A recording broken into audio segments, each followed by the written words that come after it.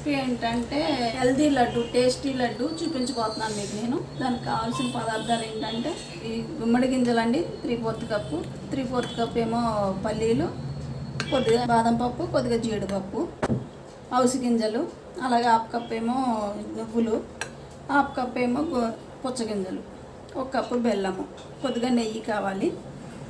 ఇప్పుడు మనం ఇవన్నీ వేయించుకోవాలండి. నేను ముందుగానే వేయించుకొచ్చాను. వీటిని మనం మిక్సీ పట్టుకోవాలి.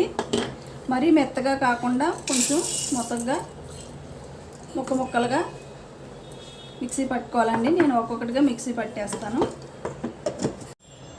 మనం స్టవ్ ఆన్ చేసుకుని ఒక గిన్నె పెట్టుకొని ఇందులో బెల్లం ఉంది కదండి, బెల్లం మనం ఇందులో వేసుకోవాలి. వాటర్ పోసుకోవాలండి.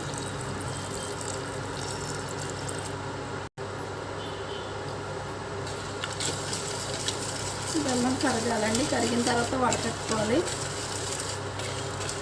కరగాలండి బాగా, కొంచెం టైం పడుతుంది. ఈ బెల్లం వడకట్టుకోవాలండి. మనం పాకం పట్టుకోవాలి. పాకం ఉడకబెట్టుకున్నాం. పాకం బాగా ఉడకాలండి. పాకం ఉడుకుతుంది కదండి, మనం ఇందుకు ఎలాచి పౌడర్ వేద్దాము.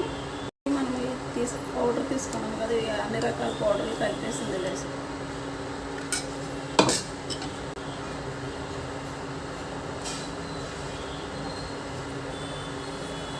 దీన్ని మనం లడ్డూలు కావాలంటే లడ్డూల్లో చేసుకోవచ్చండి. కొంచెం పాకం మొదలు పెట్టుకుని అచ్చు కావాలంటే అచ్చు కూడా వేసుకోవచ్చు.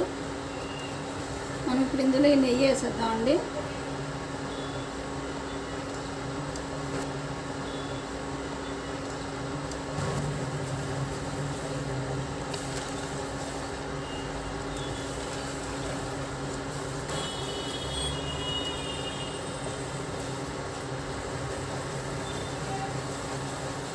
చాలా టేస్టీ, చాలా హెల్దీ లడ్డూస్ అండి.